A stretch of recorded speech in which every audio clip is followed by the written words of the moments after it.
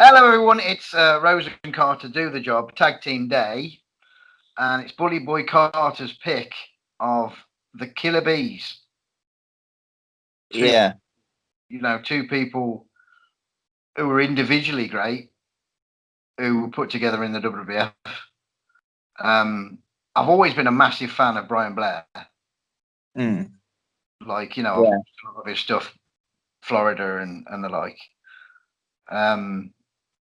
Jim Brunzell was in a tag team before the WWF, weren't he, in the AWA? yeah, Uh, Greg Gagne, yeah. the High Flyers, weren't they? That was it. Yeah, Um, the research that I did into the Killer Bees, um, as a team, there's not really a lot to say about them other than individually. But I figured that we'll save that because we might well do them individually at some point anyway. But Brian was already in the WWF. Oh, 85, they were joined as put together as a team. right. Okay. 85 to 88 in the WWF. 85. So that was like WrestleMania 1, wasn't it, that year? Yeah, Were they? I guess it was later on in 85. Right. Brian was already there, I'd have guessed, and then Jim came from the AWA as the High Flyers.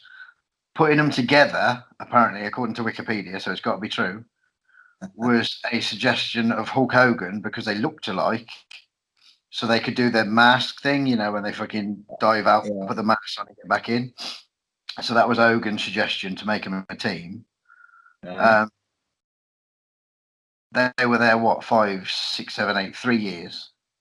So fucking wrestled every villain team that there was, really, to be fair, though. The list of who they worked with: Demolition, Art Foundation, Sheik and Volkov, the Funks, the Dream Team, Rougeau Brothers.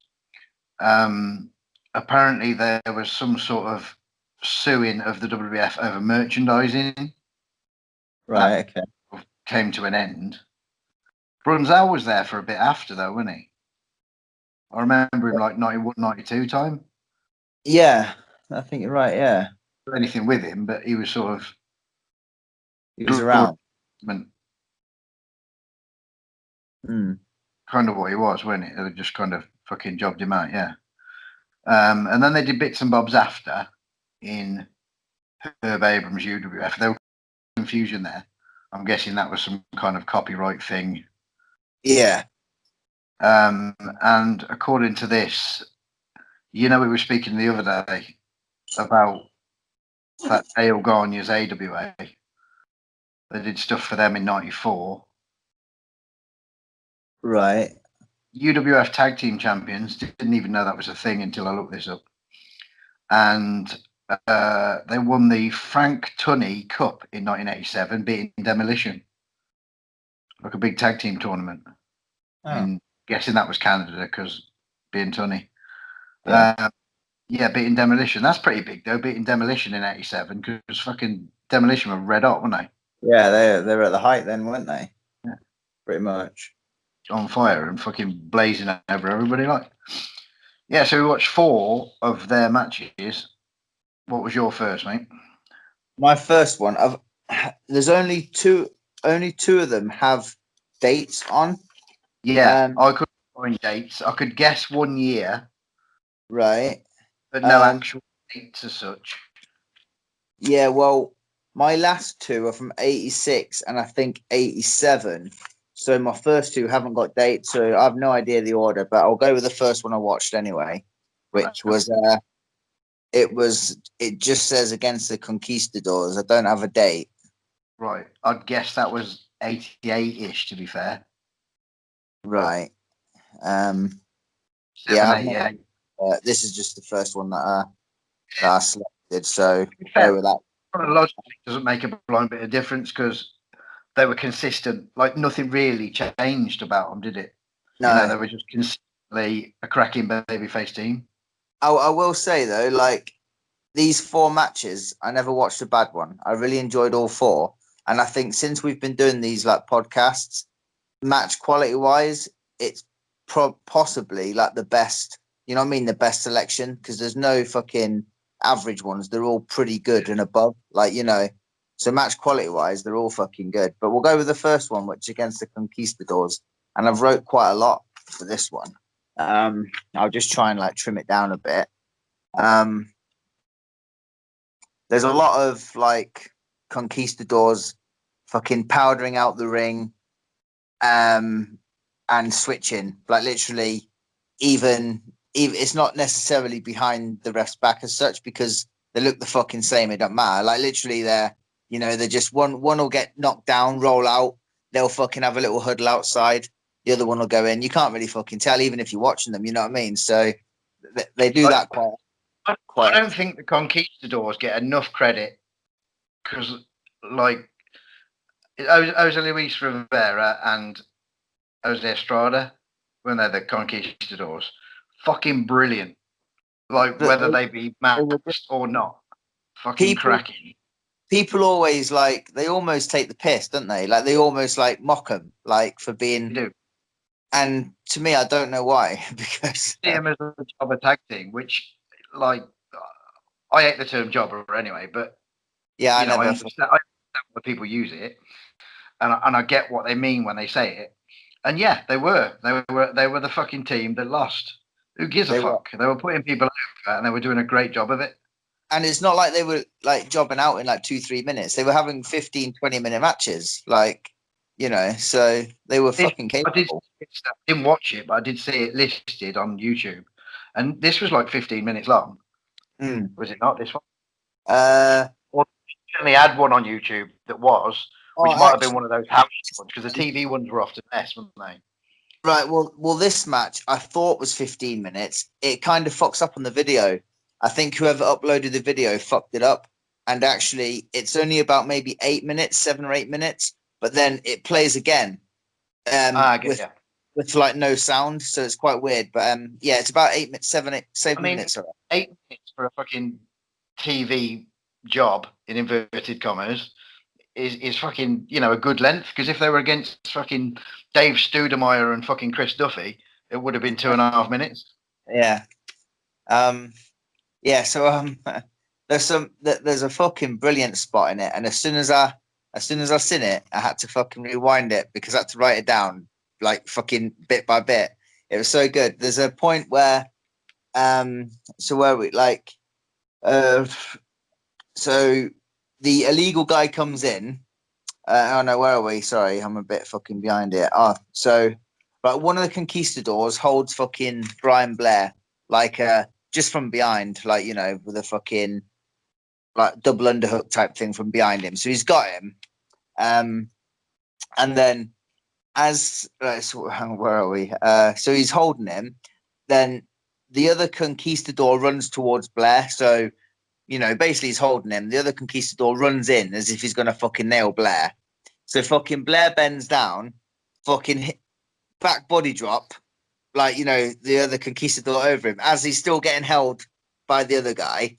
And then so the guy that's been back body dropped has obviously ended up fucking way behind him because he's just been back body dropped. Blair fucking does like a judo throw, you know, like a hip toss. So the guy that's holding him is now ends up in front of him, you know what I mean? So you got Blair in the middle and a Conquistador, like one at front, one at back.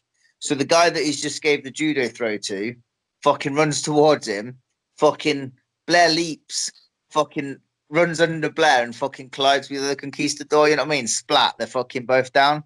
You know, can you kind of envision what I'm like saying? It's like to do that though, you need fucking people that know where they are. Like to do that at our level would be fucking difficult because you need 4 people. Well, 3, don't you? Because there's no Jim Brunzell in this, is there? 3 people that you can fucking rely will be in that position at that time. Yeah, they need to. And like obviously the guy those are though. You are goes to prove how good, you know, the Conquistadors are. Like the timing had to be fucking spot on. He gets back body dropped, had to fucking take his time getting up so that he's up just in ready for the collision, like, you know, for the other one. So fucking spot on, brilliant spot. What else we got here? I've written quite a lot down, to be fair. Uh, well, I've written something down here. I remember this being quite intricate, but I'll try and like. So there's an abdominal stretch by Blair. Fucking one of the conquistador runs in, but Jim Brunzell comes in to stop him. As the ref's getting Jim Brunzell out, the illegal conquistador just comes, fucking pops him on the nose, and they just make a little switch there and then. So by the time the ref's back round, it's the other one. There's Right. quite a lot of that. Switch.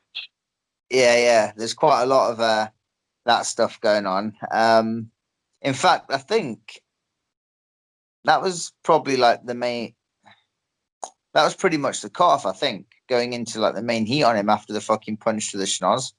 I think it was. Yeah, it's quite funny because I wrote down here that the commentary, which was like Alfred Hayes and Vince, they weren't acknowledging the switches by the conquistadors until I fucking wrote it down that they're not acknowledging it, and then they acknowledge it. Must have listened to it. So yeah, I'll let it slide on that one. But yeah, they finally do. Then the bees put the masks on and they do some fucking switches, so no one knows who's legal at this point. I'm a bit confused myself. Conquistador's pinning one of the bees while the ref's getting the other conquistador out. Elbow drop from the second on the back of the ear by one of the bees, and fucking boom, 1, 2, 3. So yeah, it was about 7 minutes match, but a fucking really quality match, to be honest. Really good. And it was good how I like how I thought the whole fucking thing with the 4 masks like really worked well, because obviously the heels switching all fucking throughout the match, and then the bees do it right at the end. Come up Like, and like, yeah, and so alike in the body, aren't they? Brunzell and Blair. yeah. The only way you can fucking hair sticking out the back, right, yeah, which you yeah, could yeah. often, Brian had a little bit more hair at one point, didn't he? So Yeah, and fucking Jim Brunzell with a drop kick. That's how you can fucking tell. yeah, Like, when one of them hits that, you're like, okay, yeah. So about the fucking Swede, but yeah, but yeah, winner. great. My first one was right early by what I can remember of this show, because it's from Puerto Rico when it pisses down a rain. Have you seen that? I've watched matches from it, but not. Oh, actually, I think maybe you give me the DVD ones, like the actual whole show. I think I had a couple and I give you one.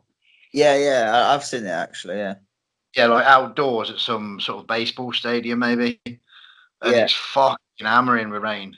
Gorilla Monsoon's the MC and the commentator. And it's against Barrio and Mike Sharp. All right. All things considered, because like the ring's fucking 2 inches full of rain, it's hammering down like proper bad. People are drifting off because they don't want to sit in it. And it's still a very plausible match. Hmm. I noticed in all of these, Jim Brunzell starts. I don't know whether that was the same with you or whether it was just a coincidence, but Jim Brunzell starts every one of their matches. Um. Oh, actually, on my second match, nah, Blair starts on the second one. I've even wrote it. Must have been just a coincidence. Yeah. Hang on. The first one I had was, who did you say starts? Jim. Brunzell. Yeah. He starts the first one, the first match against Conquistadors. Second one, no, it's Blair off but starts. So Right, that's ruined the system. Yeah, so yeah. it's Jim and Sharp start arms, because they're standing up, they ain't fucking moving if they have to, I guess. And then all of a sudden, fucking Mike Sharp, he's off. He don't give a fuck, rain or no. He's off the ropes. Him, he's in. Fucking. There's double elbows and Sharp was bumping. Quick tags. Fucking Barry O's slipping all over the shop. Now everybody says Mike Sharp's Mr. Clean, and he fucking loves to have a wash, right? Like I was Right. 14 a day, and he's bumping in the fucking dirty, rainy ring. He must have fucking hated that. But there's a great bit when there's like, there's quick exchanges from the Killer B team, and the referee goes whoop, fucking straight over, straight on his head. But all things considered, like they're still doing, the villains are still doing the fucking dirty switches and the cheating and stuff. A lot of it's stationary, and you can't blame them for that. And it's a small package from Jim to Barry in the finish, but fucking hats off to them for fucking surviving that torrential downpour. You know what I mean? I know we wrestled in a fucking ice rink that one time, but Yeah. at least one rain, you know. But yeah, no, I enjoyed it. I enjoyed the whole show. To be fair, it's a fucking. I think that's the Hogan and Stud championship match, and Right. Santana and Savage. Yeah, I is on. remember. Yeah, it's a good show. To be fair, it's a shame the rain almost. It didn't ruin it because I still enjoyed it, but it would have been fucking belting without the rain. Yeah, it's one that I remember. The main thing I remember about it is just the fucking rain pelting down, especially during the fucking Santana match. Like just watching it, like that was last, I think, wasn't it? Was it? Yeah, because it seemed to get worse during the fucking show, didn't it? Yeah. Like, and during that, it was just fucking hell, terrible. John stood at his white, standard white, long tights on, and they were fucking red because the canvas was red, and because he was bumping around, they ended up red, which I thought was quite funny. But yeah, that was my first. What you got next? Well, my next one, I think it's probably the least memorable out of the four that I watched, but it's against Volkov and Sheik. What have I got here? Yeah, Sheik and Blair start. Nice little sequence. He tags Jim in for a little bit. They get to the heat on Blair. Trying to think. There's a camel clutch at some point by Sheik on Blair. Fucking Brunzell runs in and breaks it up. There's then the mask, the little switcheroo with the masks comes on. Trying to fucking see what I've put here. Oh yeah, fucking the finish is pretty decent actually. Slick, the referee's back's turned. Slick nails one of them with the cane behind the ref's back. As the ref's putting Slick out, that's when they do the switcheroo. So the guy that's been fucking nailed with a fucking cane is now outside the ring. Sheik ain't got a fucking clue what's going on. So Sheik picks the fresh guy up, thinking it's the guy that's been fucked up with the cane. Simple finish. He goes for the body slam, fucking slides down his back, pushes him on the apron that knocks Volkov off, and fucking waistlock roll up for the win. 1, 2, 3, boom. 5 minutes. Decent match though. Good timing again on that, and that you'll need. Do you reckon that was before or after WrestleMania 3? Because they wrestled there, didn't they? They did. I think I'm gonna say after. I think it was after, but like I say, there wasn't a date on it.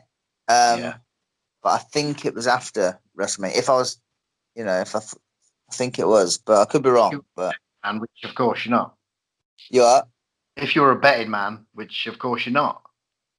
Not when the fucking William Hill's shut. I'm not, am I? Okay. That's left you $4,000 a month down, isn't it? It's fucking. I can't do anything I like. I can't go to the fucking gym. I can't go to William Hill. I literally can't do anything. Like the only two things that matter. You are. Snooker clubs, Fox. Yeah, can't go there.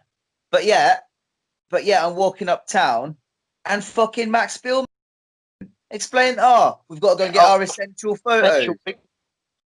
Yeah, what's that about? Or there's a place that fucking sews trousers together. Oh, you need your essential trousers fixed. We'll stay open. I'm fucking load of bollocks, isn't it? To be honest, absolute. There ain't no lockdown apart from things that shouldn't be locked down. They're like, I could go on all night about that. Except things that people enjoy. Yeah. Right, my second one, 21st of January, 86. They still have a date against Johnny Canine and Les Thornton. Johnny Canine became Bruiser Bedlam in Smoky Mountain.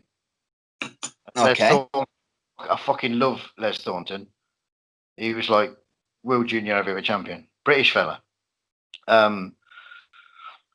right good headlock spots at the start, like Les Thornton and Jim Brunzell. Jim starts, see. Headlock takeover, fucking head scissors, nip up, headlock, plenty of that shit going on. Brian comes in on the arm. Jim Brunzell had a beard here, rare.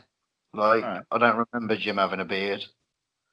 And on commentary, it said that Gorilla Monsoon said that Jim Brunzell started growing this beard because he went to Australia. The Killer Bees went to Australia and had a winning streak. And he said it's his lucky beard. So Jim Brunzell's growing this beard because it's brought him luck. And Jesse Ventura said, what if this winning streak lasts 5 years? Really said, well, he can have it trimmed to make it look good. Fucking Les Thornton's looking fucking brilliant here. Like, I've always been a fan of Les Thornton's, but he's looking fucking cracking. Johnny K9 does most of the selling and shit because Les Thornton's, I suppose, a bigger name, and Johnny K9's just Johnny K9 at this point. The finish was right simple: an atomic drop to Johnny K9 by Jim Brunzell, and then a clothesline from the corner from B Brian Blair. It was competitive. It was like, another 5 or 6 minutes long, but it was competitive, and it was all action. And good. Enjoyed that. Very good. Anything with Les Thornton in, I'm in. But my third one, I had to do it, but it's against the Heart Foundation, 31st of May, 86. I knew you wouldn't not watch a Heart Foundation match. Well, I wouldn't usually have put the Hearts on it with them because they're quite... my pick that I would have thought that you would use here at some point. I haven't done a Demolition one, to be fair. But yeah, I had to do a Hearts one because I'm not overly familiar with their matches with the Hearts, believe it or not. But I know that, like, when Brett talks about tag matches, he always praises the Killer Bees. And I thought, if you like working with them, then did they not have one at Saturday night's main event? I think they might have done. I think they could have done.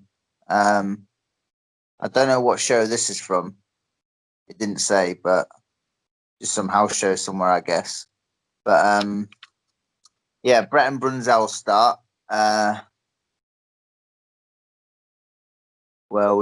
me just check this. Oh yeah, there's a nice little spot near the start where Brett's got him in a headlock.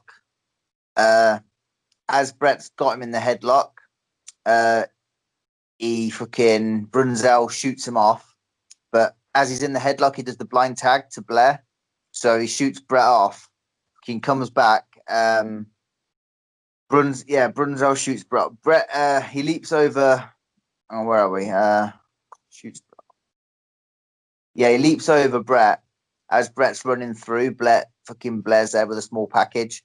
So you know what I mean? Just as he's been blind tagged in. So quite nice little spot that is. There's a point where Neidhart comes in. They work on Neidhart's leg. Quite a lot of Neidhart selling, working on the groin is like doing that wishbone fucking thingy on Neidhart. It's selling, cracks me up. A lot of work on Neidhart's legs. He's working on Neidhart's leg. Gets it. It's quite a good little spot, I think. I think Neidhart's in some... I can't remember what we call it, but I think he's in some sort of leg lock. Might be a figure 4 or something. But as he is, he's near the ropes. So fucking Brett tags him in. So he has to release the hold. Fucking Brett runs in. Boom. Fucking straight on Brett's leg and fucking takes him up with the fucking... Start working on Brett's leg. So like, samey type thing. Really cool stuff, to be fair. Straight on. They go into some heat on Brunzell. Plenty of no tags by the Hearts, which is obviously gonna fucking pay back later with the old masks and stuff. But plenty of no tags. There's a great false tag here. So Oh yeah, Brett's fucking on top, and they do the old switch where Brett ends up going into the fucking turnbuckles front ways as he does. Double down. Fucking Neidhart distracts the ref. They get the tag, but then there's no tag. Like, obviously because the ref ain't seen it, kind of situation. He just hits a drop kick for the hot tag. Boom. Well, the finish is a bit weird. Like, I thought the finish was now. The crowd thought it was now. Now, even I don't know if the ref fucked up, or I don't know if he called the finish, but then someone told him that they'd fucking cheated or something. But like they announced the Hearts as the winners basically. So there's a sleeper on Neidhart, Brett with the axe handle on the back of the fucking head. 1, 2, 3 when the ref turns round and that. So the celebrating, and I don't know because the match just continues. The commentators are as fucking confused as what I am, but I think that I don't think the ref fucked up. I think that he was just ordered for it to continue, whether it was another referee or whatever. I'm not sure, but the match continues anyway. And then the masks come on. A good finish here is right. Oh yeah, so there's a sleeper on Brett.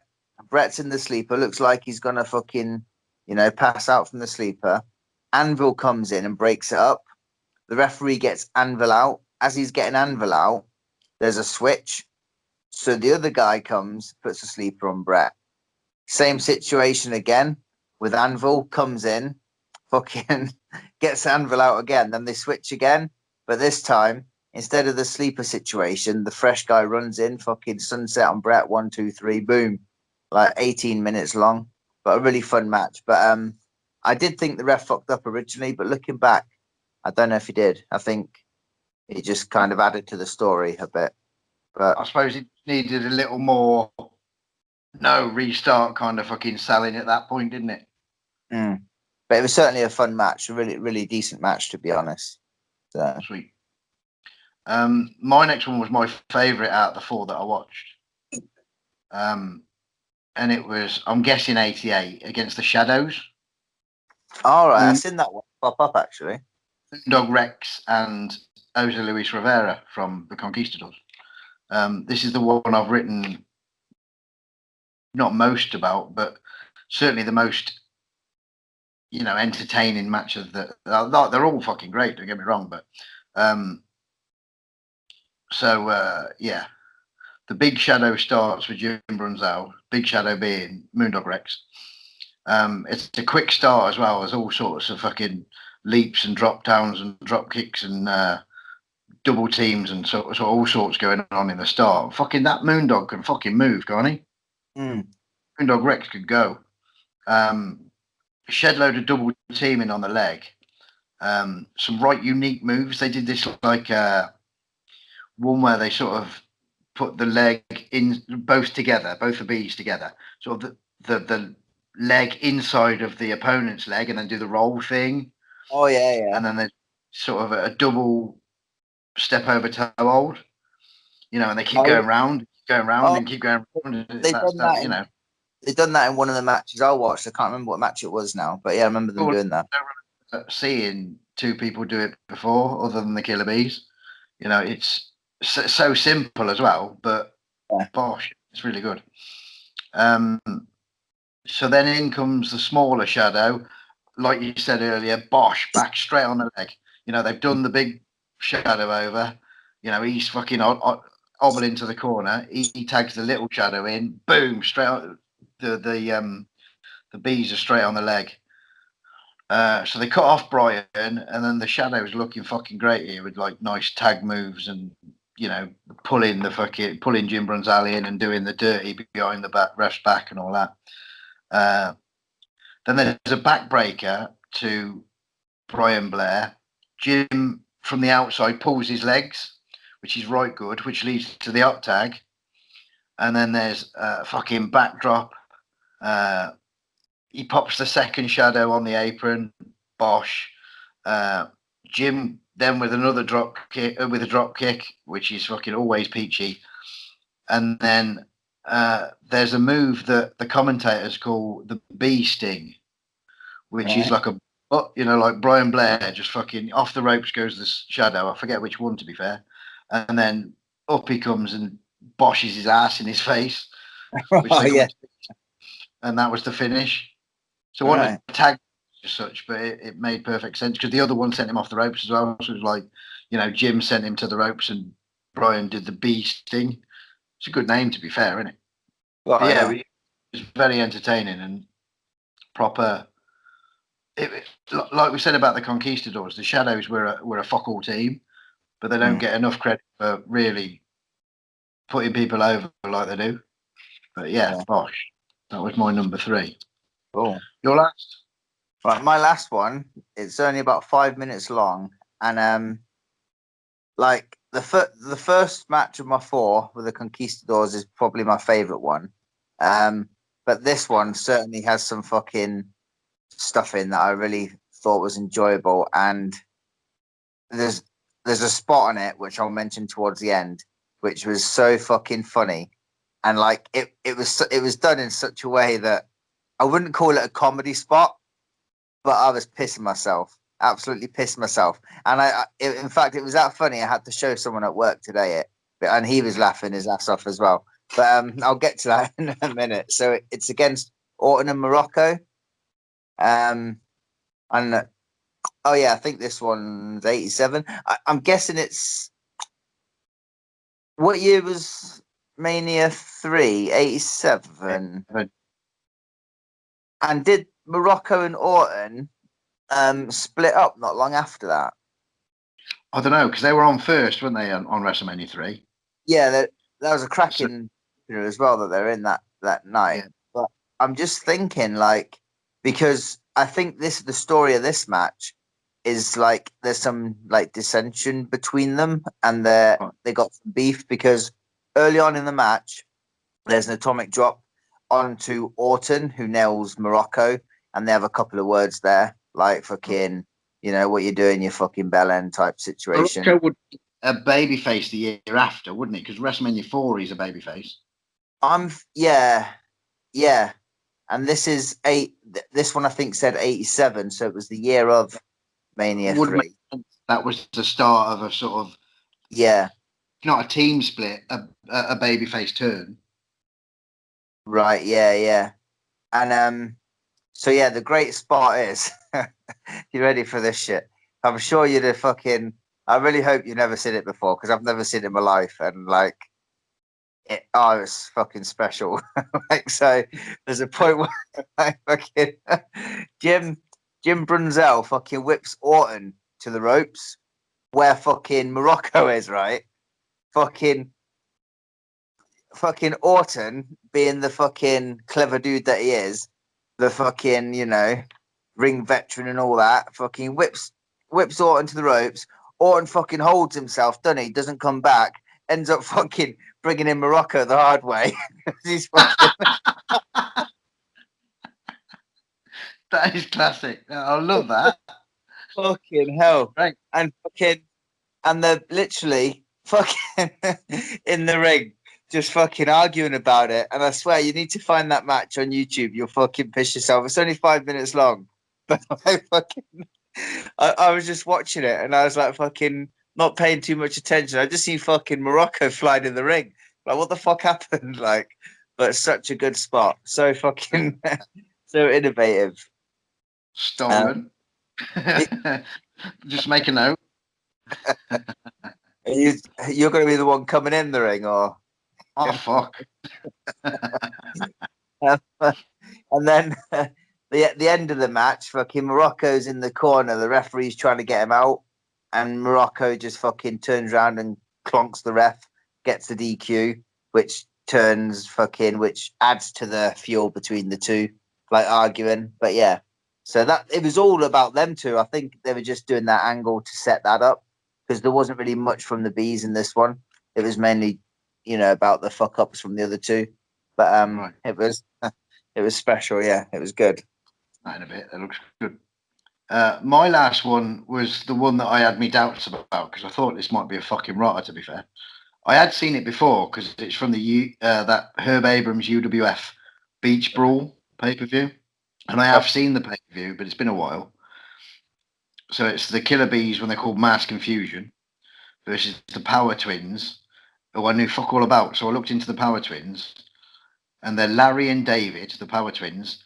And apparently they've done way more than I thought they had because, I'd only ever really seen them. I've watched UWF TV and stuff and this pay per view, and I've only really seen them there, but they've done Stampede and Central States and USWA after this.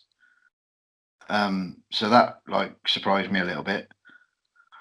There's a promo from the Power Twins, but the production of that pay per view was that shit that I had no idea what they said, to be honest. Bruno Sammartino and Craig DeGeorge were doing commentary. Yeah, Larry and David. Jim Brunzell starts, but the Power Twins, being called the Power Twins, doing all the fucking push-off stuff at the start. Right early, there's a knee to the back on Jim Brunzell. Bosh. So that cuts Jim Brunzell off, which I thought was right fucking early, but, I don't know the rules. Craig DeGeorge did call them the Killer Bees several times in this match, so I don't know whether that was allowed or not, or whether it was a copyright thing, or whether he just called them the Killer Bees because they are actually the Killer Bees, but fuck knows. At some point, Brian runs the two Power Twins together with like a slingshot thing, which was pretty cool. The Power Twins didn't look easy to, they knew what they were doing, right? But they didn't look easy to move, like these fucking leady fucking muscle men. Like they were proper struggling to get them. They're taking an arm, but they're fucking fighting for it.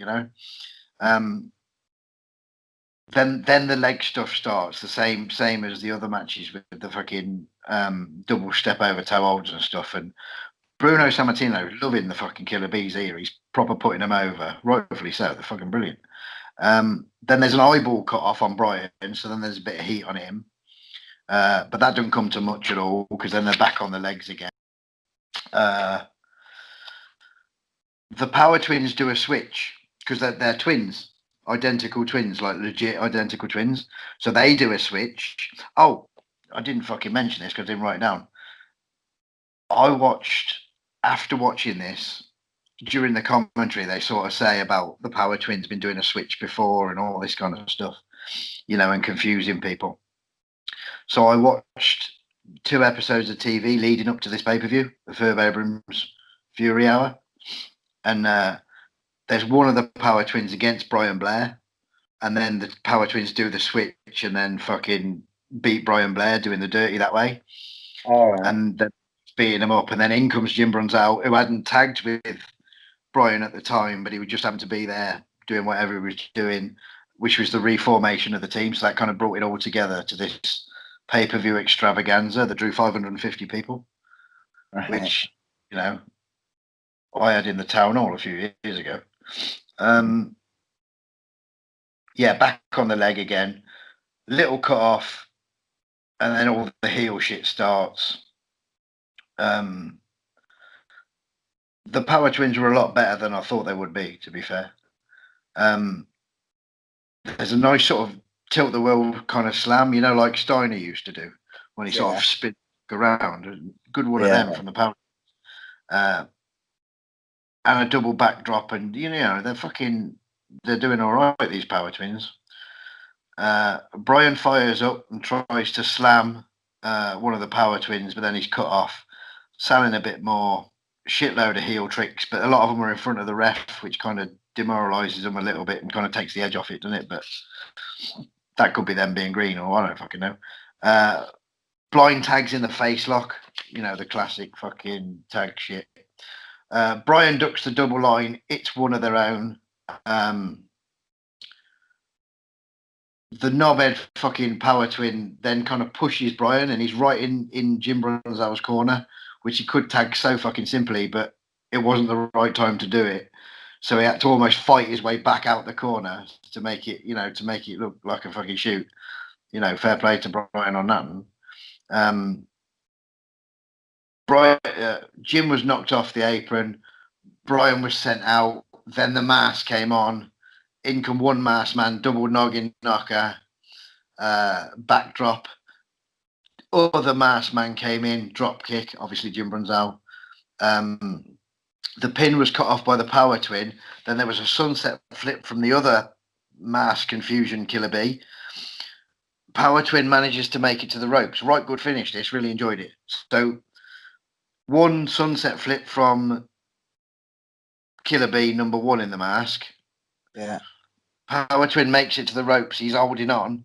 The other mask Killer B's on the outside of the ring. Over the top he goes just in the right time for the other Killer B to move. So we've like sunset flip one, sunset flip two, and the second Killer B gets the pin with a sunset. Right good finish. You know, Yeah. pretty long match because that pay-per-view gets ripped to shit for being shabby. And I don't think it's as bad as people make out because they tried, they had a go. That was one of the longer matches on the show. You know, like fucking Ivan Koloff and Bob Backlund went like 3 minutes. This one was like 15 minutes or so, and yeah, enjoyed that. Why did the fucking the show like bomb then? What was the fucking reasons behind it? I don't know, to be fair. I really don't know. But it often gets slated. It's one of the worst. You know, up there with the fucking Heroes of Wrestling pay-per-view. Gets fucking grilled. But a lot of it didn't make sense. They did shit like they had Johnny Ace against Terry Gordy, which sounds all right, to be fair, doesn't it? But then it was like a fucking street fight, but it ends in a double count out. Right, yeah. Bit ass backwards, isn't it? What else did they have? It was just fucking confusion. You know, some of the matches were a little pointless. Like the first match was a tag with the Black Hearts against Brady Boone in a mask and someone I can't remember. And it was just, if it would have been more competitive, it would have been pay-per-view quality, but it was just like a TV match. 5,500 people by today's standards is great, I suppose, but when you're trying to sell a pay-per-view, it's not ideal, is it? Yeah. The production a lot was of top names on as well. Yeah. Like fucking everyone and his dog was on it. Steve Williams and Bam Bam was the main event. Crazy. Yeah. And fucking Ivan Koloff and Bob Backlund was billed as the Legends match, and it's long and it just got shit on. Yeah. It's tried, you know, they had a go. Good on. They did another big show as well, like some sort of casino type name, which I think Sid was the main event on. All right. Jack Brawl or some name like that. All which right. the production was better, you know, the lighting was better and the filming was better. Don't make the wrestling any fucking better, but there you go. Yeah, I think that Herb Abrams had the money, but he didn't have the fucking savvy. Yeah, it's about right. I reckon. You know, if you would have been had a wrestling man involved, it might have been better. But he was just a fan, wasn't he? Yeah, yeah. So was it just him then? Was there nobody else involved then? Like, I'm not sure, to be fair. I'll have to look into it. But I watched a couple of episodes of the telly, like I said, to try and get my head around what the score was with that Power Twins story, and it was good. I've watched it, you know, those Fury Hour TVs, but it was a while ago, so I wouldn't mind starting again. They're all on YouTube. There's like, you know, 40 odd episodes.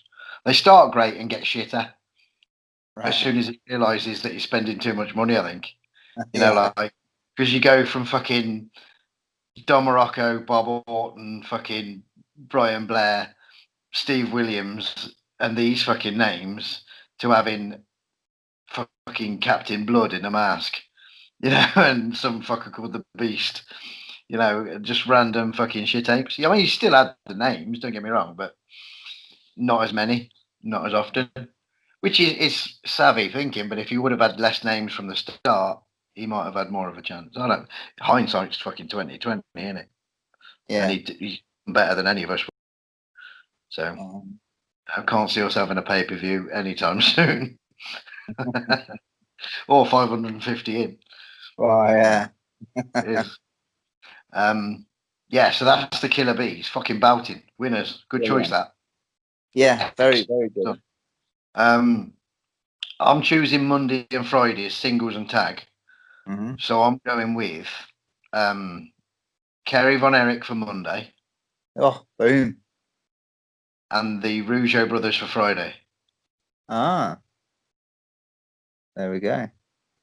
And you're picking the promotion of the week for Yeah. Wednesday. Go You're gonna fucking love this one.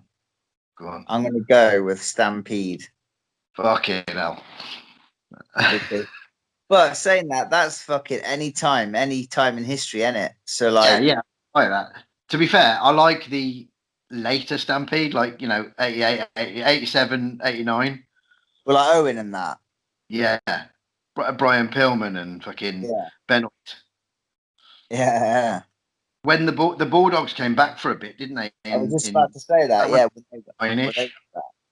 Yeah. hey, 89, I'd have guessed, was that? it would When they have been got about the 89, 90 time, wouldn't it?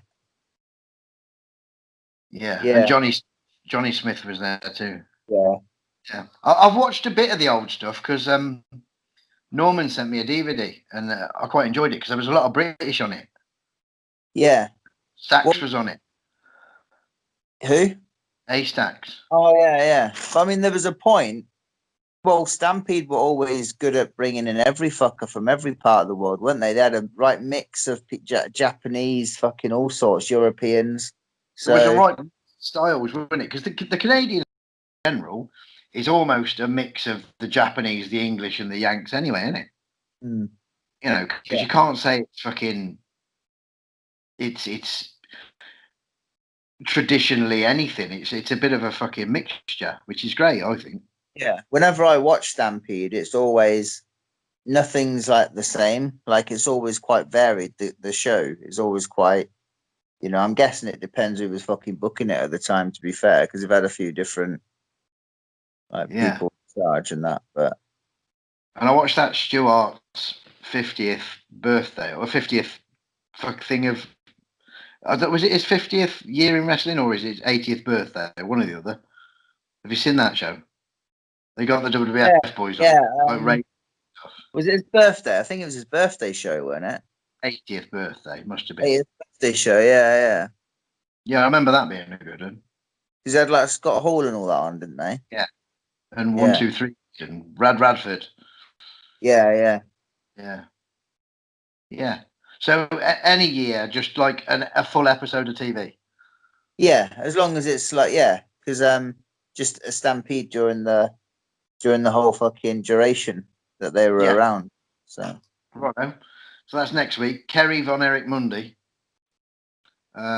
Stampede Wednesday. Rougeau Brothers Friday. yeah, It's not a bad week, to be fair. I'll put up with Wednesday. yeah.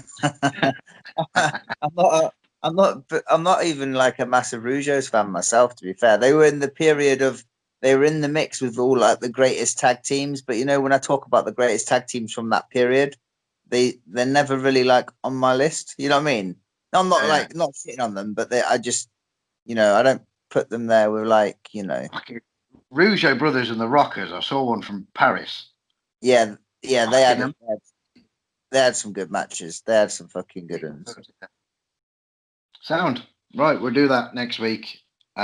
Today's been the Killer Bees. Ta-da.